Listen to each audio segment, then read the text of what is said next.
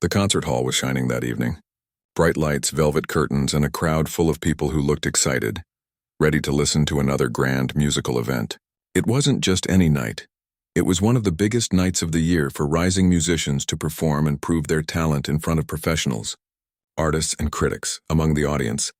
Sitting in the front row was a man everyone in the music world knew well, the most feared critic in town.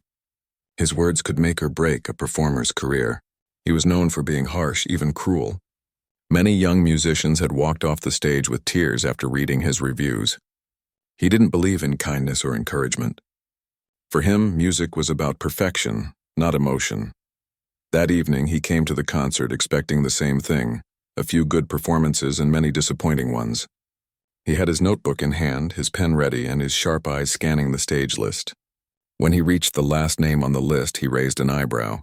He didn't recognize it. "Who is she?" he muttered, tapping the paper. The name was unfamiliar, not from any famous academy, not from a well-known teacher, not from a wealthy background. "Another amateur trying to be an artist," he said under his breath, smirking slightly. He leaned back in his chair, already certain that her performance would be a waste of his time. Backstage, the young woman with that unknown name stood silently, holding her hands together.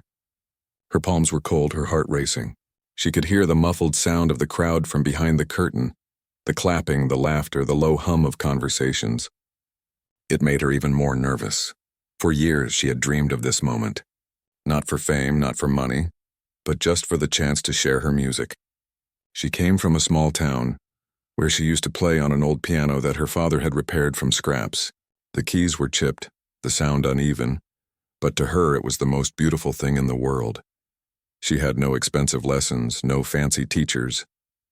Everything she learned by ear, by listening, by feeling, by pouring her emotions into every note.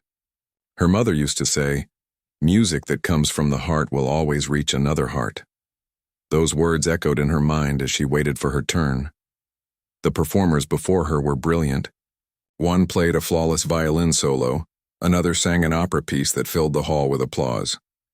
The critic nodded approvingly at those performances, but not because he felt moved.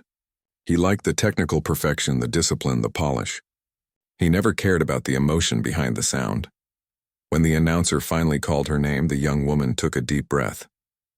Her legs felt weak, but she forced herself to walk out. The stage lights were blinding. She could barely see the faces in the crowd, but she could feel them. Hundreds of eyes watching her, judging her before she even touched the piano.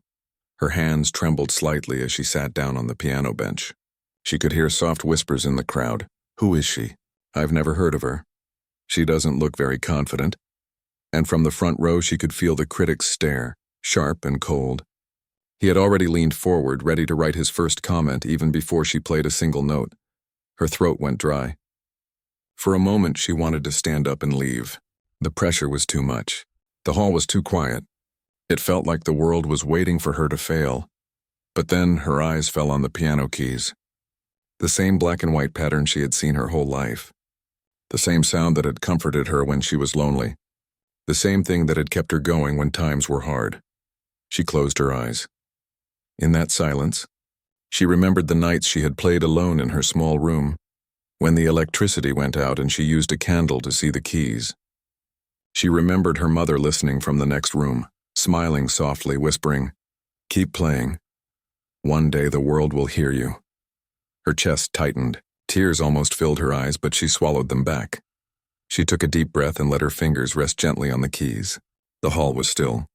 Even the critic paused his pen, and then she began to play. The first note came softly, almost like a whisper. Then another. The melody started slow, fragile, but beautiful. It was the kind of music that made people lean forward without realizing it. There was something honest in her playing, something pure. She wasn't just performing. She was speaking through the piano. Every note carried a piece of her story. The struggles, the dreams, the moments she almost gave up but didn't. Her fingers moved with grace, not because she was showing off, but because she was feeling every sound deeply. The critic frowned. He didn't expect that. The tone was raw but full of emotion. He leaned in slightly, trying to find fault, but he couldn't stop listening. The melody had something that most polished performances didn't. Soul. Backstage, the staff stood frozen, watching the monitor. The director, who had also doubted her, looked at the screen with surprise. "She's amazing," he whispered. As the music continued, the crowd grew quieter. Even those who had been whispering at first now sat still, completely drawn in. Her playing was like a story, sometimes soft and warm, sometimes strong and aching, sometimes full of hope. For her, in that moment, the stage disappeared. She wasn't in front of critics or strangers anymore. She was back in her little room, playing for her mother again. When she reached the middle of the piece, her emotions overflowed. Her hands trembled, but she didn't stop. She played through every heartbeat, every tear that never fell, and the critic, the man who came to mock her, sat silently. His expression had changed. He wasn't smirking anymore. The notebook on his lap was untouched. He had forgotten about writing anything. For the first time in years, he was simply listening, really listening. When the last note finally echoed across the hall, there was no sound for a moment. The silence was deep, almost emotional. It was the kind of silence that happens when something truly touches the heart. Then slowly the audience began to clap. At first softly, then louder, stronger, rising into a thunder of applause. People stood up from their seats. Some even had tears in their eyes. Backstage, the other musicians watched in disbelief. They knew they had witnessed something special, something more than just talent. It was truth in music form. The young woman sat frozen, her fingers still resting on the keys. She couldn't believe what she was hearing. The crowd, the same crowd that doubted her, was cheering. The critic didn't stand, not yet. But he looked at her differently now. There was no arrogance in his eyes, only quiet respect. He knew he had just witnessed real art, not from a trained star, but from someone who played straight from the heart. The young woman stood, bowed slightly, and walked off the stage with tears of relief. That night, her world changed, not because she impressed a critic, but because she finally proved to herself that her mother's words were true. Music that comes from the heart will always reach another heart. The next day, the hall where she had performed was still full of whispers and conversations about her. People couldn't stop talking about that unknown girl whose music had made an entire room go silent. Some said it was pure luck. Others said she was born with a gift that couldn't be taught. But what no one knew was how close she had been to walking off the stage before she even started playing that night. She hadn't slept much. The excitement, the emotions, and the fear all mixed in her mind. Every time she closed her eyes, she saw the crowd again, their eyes staring at her, waiting. She remembered the sound of her own heartbeat, the way her hands shook before the first note. It had taken everything in her to stay on that bench and not run away. She had spent years working toward that one performance, but in those few seconds before she started playing, it felt like all her confidence had disappeared. Backstage, before her turn, she had stood in front of a small mirror. Her reflection looked pale, her hair slightly messy from the nerves. The sound of the audience clapping for the performer before her only made her heart beat faster. She had whispered to herself, "You've waited for this. Don't be afraid now." But even as she said it, she wasn't sure if she believed it. When the announcer called her name, her body almost refused to move. She took one step forward, then another.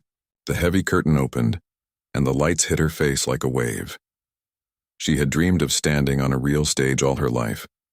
But dreams feel different when they become real. Suddenly, everything feels heavier. The air, the silence, the pressure. As she walked to the piano, she felt the weight of all her struggles pressing on her shoulders. The long days of practicing after work, the times she couldn't afford lessons, the moments when people told her to give up. It all came rushing back, and sitting right in front of her, she saw the critic, the same man she had read about in newspapers. He had destroyed so many young artists with his words. People called him the Storm because wherever he went, someone's dream was ruined. He didn't smile. He didn't even pretend to look kind. He just stared at her with a bored expression, his notebook and pen ready in his hand. At that moment, fear started crawling up her chest. She could feel her throat tightening, her palms sweating. What if I make a mistake? She thought. What if they all laugh? She wanted to run away, but then something deep inside her whispered, "You didn't come this far to stop now." She closed her eyes, trying to calm herself. In that short silence, she remembered where she came from. Her small home where the walls were cracked. The nights she played quietly so she wouldn't wake her mother. The time her father said, "Don't chase the world. Just play because you love it." That memory gave her strength. She opened her eyes again. The piano keys looked different now, not like something to fear, but like something familiar, something that belonged to her.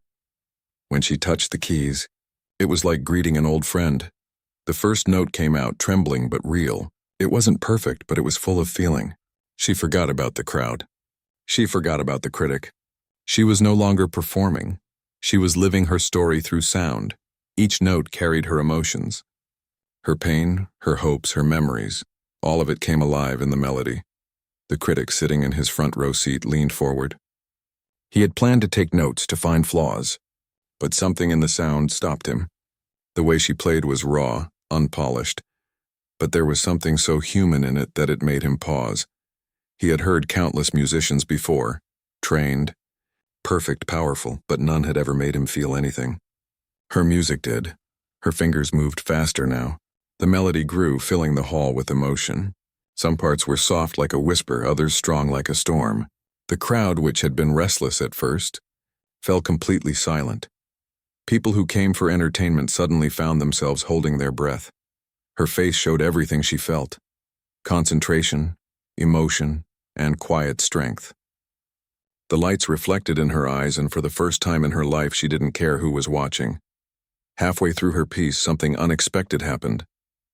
One of the piano's keys made a dull sound and slightly off. Normally, that would be a disaster in front of a professional audience, but she didn't panic. Instead, she adjusted, shifting her hands slightly, making the mistake part of the melody. It flowed so naturally that most people didn't even notice. The critic noticed, though. He raised an eyebrow, not in judgment but in surprise. Her ability to turn a flaw into something beautiful showed more talent than perfection ever could. As the music continued, her mind went far away, back to her childhood.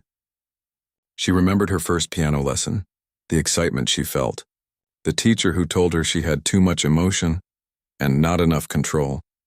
She had carried those words for years, thinking they meant she would never be good enough. But now, in front of hundreds of people, she realized her emotion was her strength. When she played softly, it felt like a gentle memory. When she struck the keys harder, it felt like pain turning into courage. The sound filled every corner of the hall, and for the first time she felt free. When the last note faded into silence, she didn't move. She just sat there, her heart racing, her hands trembling slightly. There was a pause, a long, breathless moment where no one spoke or clapped. Then, the audience slowly began to clap. At first just a few, then more, then all of them. The applause grew louder and louder until the whole hall was filled with it. People stood from their seats, some with tears in their eyes. Even the critic didn't move at first. He just stared at her, then quietly put his pen down. His notebook remained blank. She looked up, unsure of what to do. She hadn't expected such a reaction. When she stood and bowed slightly, the crowd only clapped harder. Someone shouted, "Bravo." Another voice said, "That was beautiful." For a moment, she felt like she was dreaming. Backstage, as she walked off the stage, one of the assistants ran up to her and whispered, "You did it. You made the critic stop writing." She didn't know what that meant yet, but she smiled anyway. Her heart was still full, her body still shaking from the emotion. She sat down on a small chair, took a deep breath, and let herself cry quietly. Not out of sadness, but because all those years of struggle had finally found meaning. Out in the hall, the critic sat alone for a while after everyone left. He stared at the stage where she had played and thought about what he had just witnessed. He had come that night expecting to humiliate her. But instead, her music had touched something deep inside him, something he thought he had lost long ago. The ability to feel moved, and though he didn't clap loudly or shout like the rest, in his heart he knew that she had just changed everything he believed about music. That night, as she walked home, the city lights seemed brighter. The air felt lighter. She didn't care about fame or reviews anymore. She had played her truth on, and the world had finally listened. The night of the performance had ended, but the echo of her music still lived in the hearts of everyone who was there. It was one of those moments that didn't just fade away after the applause. It stayed, quietly replaying in the minds of people as they walked home. Some couldn't even explain what they had felt. They just knew that something deep had been touched inside them. But for her, that night wasn't the end of her story. It was the beginning of something she never expected. The next morning, she woke up early. The sunlight came through the small window of her apartment, and for a moment everything felt unreal. The night before, she was just another unknown performer. Today, she didn't know what to expect. Would people remember her? Would they talk about her performance? Or would it all fade away like a dream? She turned on her small radio while making tea. To her surprise, the local station was talking about the concert. The host said, "There was one performance last night that left everyone speechless, a young woman whose music made the audience stand in tears." She froze. They were talking about her. Her hands trembled slightly as she held her cup. She wasn't used to hearing praise.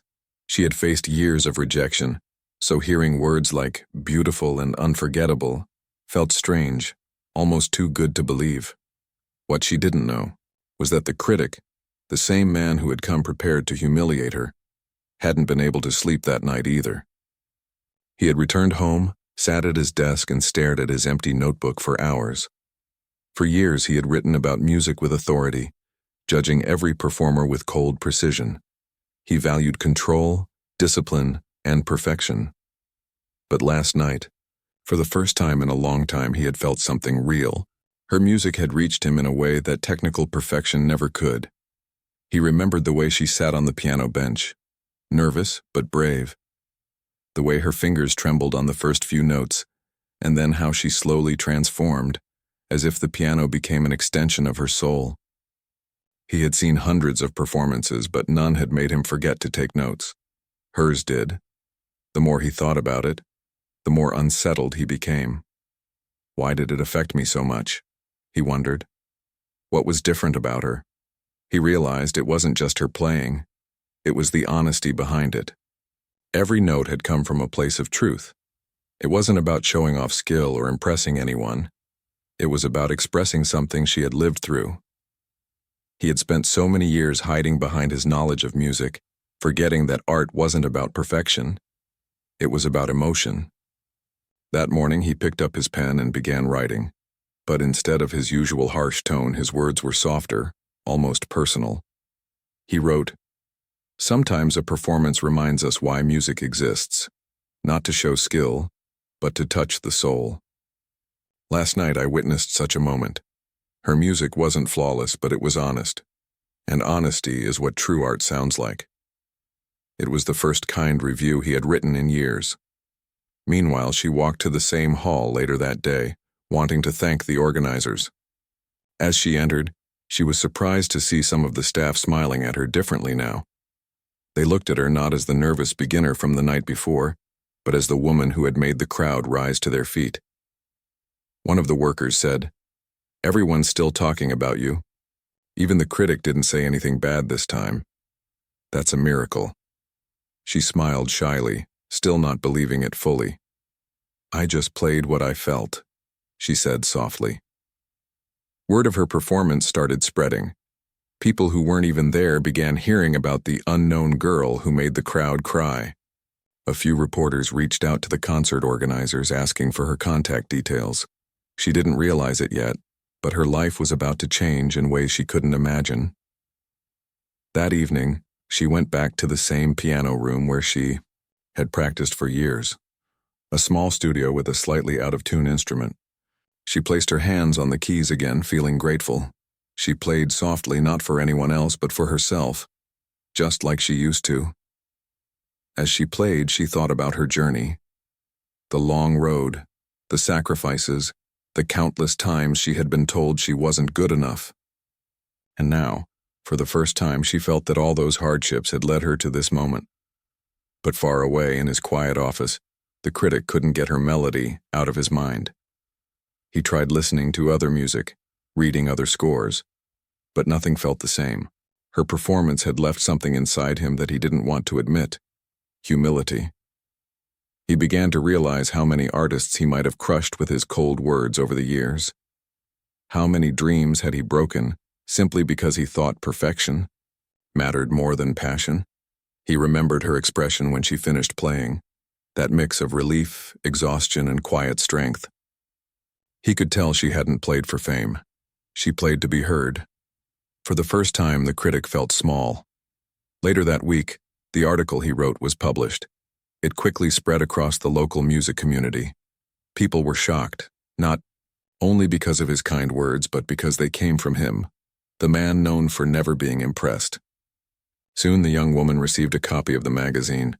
Her hands shook as she read the review. She couldn't believe her eyes. He had written about her in a way that felt deeply personal, almost poetic. At one point he wrote, "Her music made me remember why I fell in love with music in the first place." She reread that line several times, tears welling up in her eyes. For someone like him to say that, it felt like more than just a compliment. It was a sign that her music had done something meaningful. In the following days, her name began to appear on posters for upcoming concerts. People wanted to hear her play again. She received invitations from music schools and organizations she had once dreamed of joining, but despite all the attention, she stayed humble. She still practiced in the same small studio, still wore the same simple clothes, and still treated every note with the same love. When she met the critic again a few weeks later, it was backstage at another concert. She didn't expect him to come, but there he was, the same man, though somehow he seemed softer now. He approached her quietly and said, "You reminded me of something I had forgotten a long time ago." She looked at him, unsure what to say. He continued, "I used to think music was about perfection, but you showed me that it's about truth." She smiled gently. "Music speaks when words can't," she said softly. He nodded, humbled. "Keep playing. Don't ever stop." That short conversation stayed with both of them. For her, it was a reminder that her passion could reach even the hardest of hearts. For him, it was a lesson that sometimes the most powerful moments come from the people we least expect. As she walked on stage that night for another performance, she looked out at the crowd. The lights, the faces, the silence. It all felt familiar again. But this time, she wasn't afraid. She placed her hands on the piano and began to play, not for approval, not for reviews, but for the love of music itself. And as her melody filled the hall, many in the audience felt tears welling in their eyes once again. The critic, sitting quietly among them, closed his eyes and listened, not as a judge, but as a man moved by the simple, honest power of her music. That was when he finally understood. True art doesn't need perfection. It only needs a heart that feels. The concert hall was packed again that evening. The same place that once felt cold and intimidating now felt like home to her. People whispered excitedly, waiting for her to step onto the stage. Some had heard about her from the previous show. Others had read the critic's article, the one that surprised everyone. Backstage, she took a deep breath. Her hands were calm this time, not trembling like before. She looked at the piano waiting under the warm light and smiled. It was strange. How the same stage that once filled her with fear now filled her with peace. She adjusted her dress, closed her eyes for a moment, and reminded herself why she was here. Not for fame, not for applause, but for music. She had promised herself that no matter how far she went, she would never forget why she started. When she walked out, the entire hall went silent. The sound of her footsteps echoed softly. The audience's attention was fixed completely on her. Somewhere in the third row, the critic sat quietly, notebook in hand, though this time he wasn't there to judge. The lights dimmed slightly, and she sat at the piano. For a moment, she looked up and smiled gently at the crowd, as if saying thank you without words. Then she began to play. The melody was soft at first, almost like a whisper. It felt like a story being told in sound, a story of pain, courage, and hope. Each note seemed to carry a piece of her soul. People closed their eyes, letting the music sink into their hearts. The critic watched her closely. He didn't take notes. He didn't analyze her technique. He just listened. And as he listened, he realized something. Her music didn't just change the audience. It had changed him. He remembered how he used to sit in that same hall, judging every performer with cold precision. But tonight he couldn't bring himself to judge. He only felt gratitude for being reminded of what music truly meant. Halfway through her performance, the lights caught her face in a soft glow. She wasn't trying to be perfect. She wasn't trying to impress anyone. She was simply lost in the moment, letting her heart speak through the piano, and that was what made it so powerful. When she played the final note, there was silence again, the same kind of silence that filled the hall the first night. But this time it felt deeper. The audience sat completely still, as if afraid that even clapping might break the spell. Then slowly the sound of applause began. Quiet at first, then stronger, louder, until the entire hall was on its feet. Some people had tears in their eyes. Others smiled through the emotion. The critic stood too, not because it was expected, but because he couldn't help it. He clapped with genuine respect, something he hadn't done in years. After the show, she went backstage, still trying to take it all in.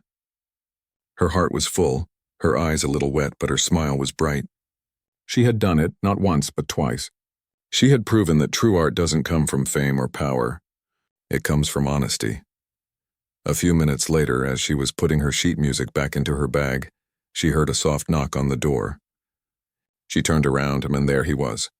The critic, for a moment, neither spoke. He looked different now, not arrogant, not distant, just human. "I wanted to thank you," he said quietly. She blinked, surprised. "Thank me?" He nodded slowly. "Yes, for reminding me what music feels like. For years I thought I understood it. But I was wrong," she smiled gently. "Sometimes we forget what really matters," she said softly. He looked down for a moment, then said, "I used to think music was about control, perfect rhythm, perfect sound. But your performance showed me something I'd forgotten. It's about emotion. It's about being real." There was a pause, a peaceful one. She replied, "When I play, I don't think about perfection. I just try to speak through the music. I think people can feel it when it's real." The critic nodded. "They do." "I did." For the first time in many years, he smiled, a warm, genuine smile. He reached into his pocket and handed her a folded piece of paper. It was a handwritten letter. He said, "I wrote this after your first concert. I didn't know if I'd ever have the courage to give it to you." She opened it slowly. The words inside were heartfelt. He had written about how her music had changed the way he saw art and even himself. At the end of the letter, one line stood out. "Thank you for teaching me that beauty doesn't come from perfection. It comes from truth." Her eyes softened as she read it. She looked up and said, "That means more to me than any award." He smiled and said, "You've already won something far greater. People's hearts." After he left, she sat quietly for a while. The noise of the crowd outside faded. She thought about how far she had come, from playing alone in a small room with a broken keyboard to standing on a stage where people cried because of her. Music. It felt surreal. The days that followed were filled with change. Her name began appearing in newspapers, and she started receiving invitations to perform in other cities. Music schools reached out, asking her to mentor young students who dreamed like she once did.